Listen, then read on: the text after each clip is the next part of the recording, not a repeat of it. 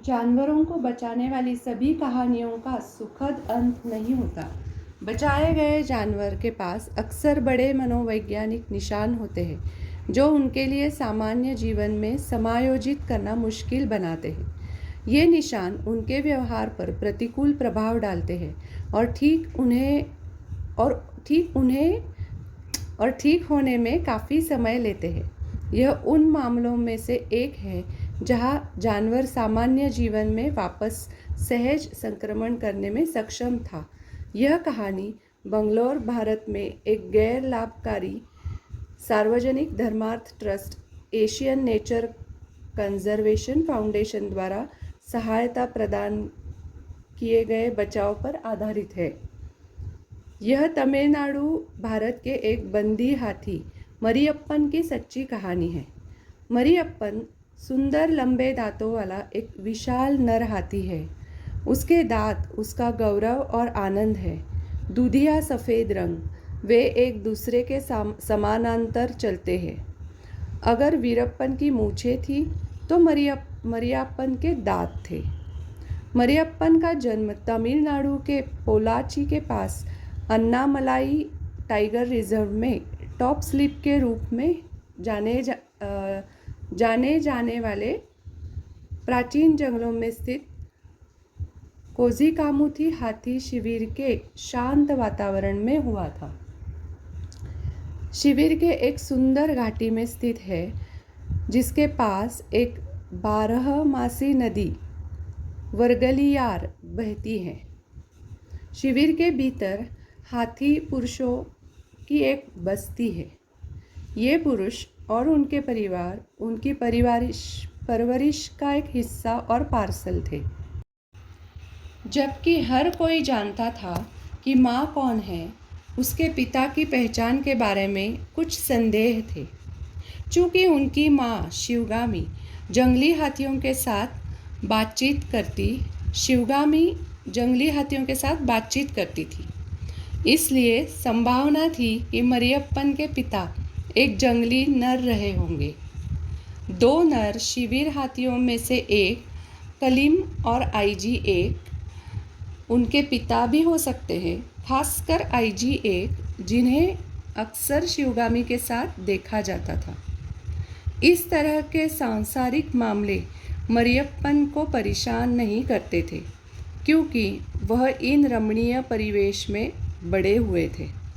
वह अब कंपनी के लिए नहीं चाहता था। उसके पास दूसरे शिविर के हाथियों का एक बड़ा परिवार था और महावत और कावड़ियों का एक विस्तारित परिवार था जिनमें से सभी को वह अच्छी तरह से जानता था और जो उसकी देखभाल करते थे। कैद में पैदा हुआ हाथी का बच्चा बस इतना ही मांग सकता था। वह प्राकृतिक परिवेश में रहता था, अपनी माँ और अपने परिवार के अन्य सदस्यों के साथ जंगल में लंबी और लगातार सैर का आनंद लेता था। उन्हें विशेष रूप से नदी में खेलने और मस्ती करने में मज़ा आता था। यह रमणीय बचपन थोड़े समय के लिए बाधित हुआ जब वह लगभग 2 वर्ष का था। सभी बच्चों की तरह मरियप्पन को भी स्कूल जाना पड़ता था। वह अस्थायी रूप से अपनी माँ से अलग हो गया था और एक स्वतंत्र जीवन जीने के साथ साथ एक कार्यबल का हिस्सा बनने के लिए प्रशिक्षित होने के लिए वातानुकूलित होने लगा। स्कूली शिक्षा की इस शुरुआती अवधि के बाद मरियप्पन अपनी माँ और अपने परिवार के बाकी लोगों के साथ रहने के लिए वापस आ गए और उन्हें अपनी दुनिया के साथ सब ठीक लगने लगा।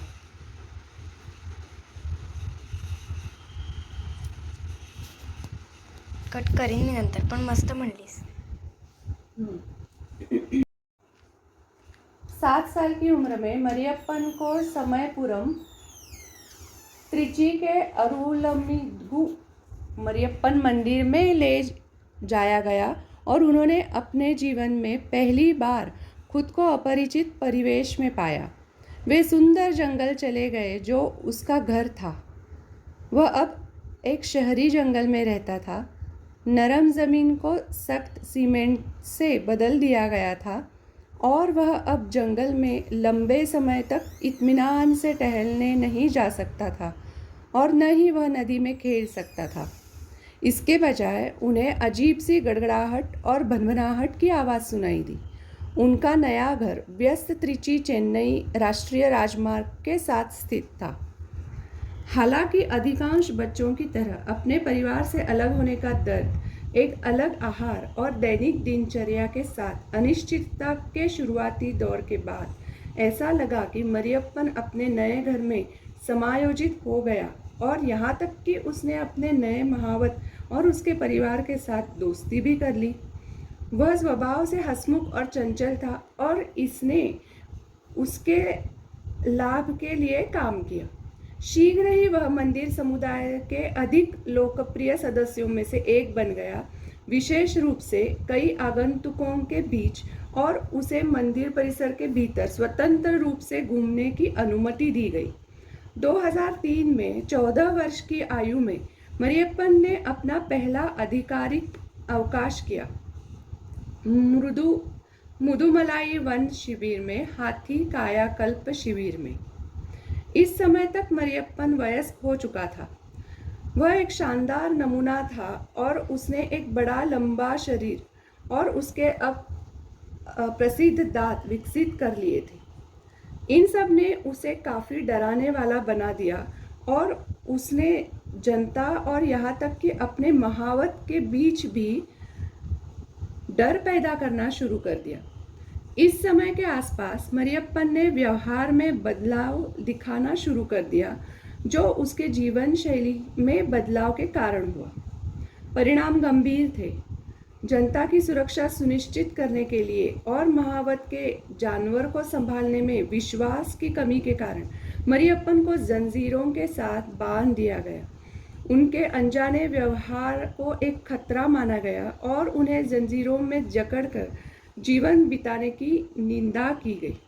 वह 7 साल सेवा करेंगे। 7 साल तक वह हर चीज़ और सबसे अलग रहा और लगातार जंजीरों में जकड़ा रहा। उसकी पूरी तरह से उपेक्षा की जाती थी और उसकी कोठरी साफ नहीं की जाती थी। गोबर और मूत्र का ढेर लग जाता था। उसका आहार बदल गया और उसे नीरस दोहराव वाला भोजन दिया गया। हौज पाइपों के माध्यम से पानी उपलब्ध कराया जाता था, नदी से बहुत दूर जिसके वह अभ्यस्त थे। जोड़ने के लिए घायल होने के कारण उसे सालाना आधार पर शांत किया जाएगा ताकि उसके महावत को या तो अपनी जंजीरों को कसने या अपने सेल को साफ करने में सक्षम बनाया जा सके। यह एकांत कारावास का अब तक का सबसे बुरा रूप था, एक जीवित नरक। 7 साल तक इस तरह के इलाज के बाद मंदिर के अधिकारियों ने फैसला किया कि वे उसे अब और नहीं संभाल सकते और वन विभाग से मरियप्पन को मंदिर से स्थानांतरित करने का अनुरोध किया। विभाग कई विकल्पों के साथ आया, लेकिन विभिन्न कारणों से वे विफल रहे। यह वह समय था जब मंदिर के हाथियों के संबंध में एक न्यायालय निर्देश जारी किया गया था। मरियप्पन को चेन्नई के अरिगनार अन्ना जूलॉजिकल पार्क या वंदलूर चिड़ियाघर में स्थानांतरित किया जाना था। उनकी सज़ा खत्म हो रही थी। मरियप्पन को स्थानांतरित करने के लिए सावधानीपूर्वक व्यवस्था की गई थी, जिसमें एक लंबे समय से लंबित चिकित्सा जांच भी शामिल थी। उनका नया घर उन्हें समायोजित करने के लिए तैयार किया गया था, उन्हें सहज महसूस कराने और उन्हें अपने नए संचालकों से परिचित कराने पर विशेष ध्यान दिया गया था। मंदिर की एक हथिनी जो मरियप्पन को जानती थी, उसे बदलने में मदद की। अपने नए घर में असीम रूप से बेहतर परिवेश में और बेहतर इलाज के साथ मरियप्पन ने सकारात्मक प्रतिक्रिया दी।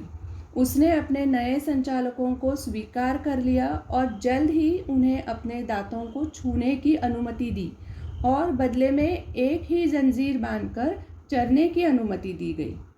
वह जिस खतरनाक जानवर के रूप में दिखाई गया था, उससे बहुत दूर थोड़े ही समय में उसने एक वयस्क महिला और 5 किशोरों के साथ मेलजोल करना शुरू कर दिया। उसे पुनर्जीवित किया गया, स्वतंत्र रूप से घूमने की अनुमति दी गई और छोटे छोटे काम दिए गए, जैसे कि चारा उठाना और ले जाना, चिड़ियाघर में घूमना। इससे मरियप्पन के शारीरिक और मानसिक स्वास्थ्य में सुधार हुआ। आखिरकार उन्होंने एक सप्ताह में क्रैश कोर्स में भाग लेकर अपनी शिक्षा फिर से शुरू की। सोने पर सुहागा और उसकी कहानी का सुखद अंत जल्द ही होने वाला था। चिड़ियाघर में 2 महीने बिताने के बाद यह निर्णय लिया गया कि मरियप्पन को घर लौट जाना चाहिए, उसी स्थान पर जहां वह पैदा हुआ था और अपने जीवन के सबसे अच्छे दिन बिताए थे, टॉप स्लिप में हाथी शिविर, जहां वह अपनी मां के साथ फिर से मिल जाएगा। मरियप्पन अब टॉप स्लिप में रहते हैं, जहां वह अपने बचपन के जंगलों में घूमते हुए अपना दिन बिताते हैं। उन्हें अपनी मां शिवगामी और उनकी महिला साथियों के साथ सुबह 9:30 बजे से शाम 4 बजे तक जंगल में मुक्त चरने की अनुमति है। रात के दौरान वह 10 मीटर लंबी श्रृंखला के साथ एक पेड़ से बंधा हुआ है, घास और मिट्टी के साथ बिस्तर के रूप में 7 साल के लिए एक ठोस कमरे के भीतर जंजीर से चलने या अपने कारावास से बाहर निकलने का कोई अवसर नहीं है। उन्हें एक दिन में ही शानदार भोजन मिलते हैं, जो उनकी पोषण संबंधी आवश्यकताओं का ख्याल रखते हैं। फिलहाल 2011 मरियप्पन कोई काम नहीं करता है, लेकिन उसे कुंकी बनने के लिए प्रशिक्षित किया जा रहा है। अन्नामलाई वन शिविर कुंकी संचालन में माहिर है और मरियप्पन की ऊंचाई और दांत उन्हें एक संभावित उम्मीदवार बनाते हैं। इस शिविर में जन्म लेने वाला कोई भी नर हाथी या इस शिविर में लाया गया कोई भी हाथी कुंकी बनने के लिए प्रशिक्षित होता है। इस कार्य के लिए मरियप्पन पर भी विचार किया जा रहा है और यह भविष्य में उनके जीवन की पुकार हो सकती है। मरियप्पन का एकमात्र दोष उसका आकार और डराने वाला रूप था। इसके कारण और अज्ञानता और भय से पैदा हुए अपने तत्कालीन महावत की अनिच्छा के कारण उन्हें 7 साल तक नरक में डाल दिया गया। यह उनके और उनके परिवार के लिए श्रेय की बात है कि मनुष्य के हाथों इतनी क्रूरता के बावजूद मरियप्पन ने दुश्मनी का कोई निशाना नहीं दिखाया। अब वह जितना हो सकता है उतना विनम्र है और यहाँ तक कि अपने महावत के छोटे बेटे, जो कि एकमात्र बच्चा है, को भी उसे संभालने की अनुमति देता है। इसीलिए जानवरों को बचाने वाली सभी कहानियों का सुखद अंत नहीं होता। धन्यवाद।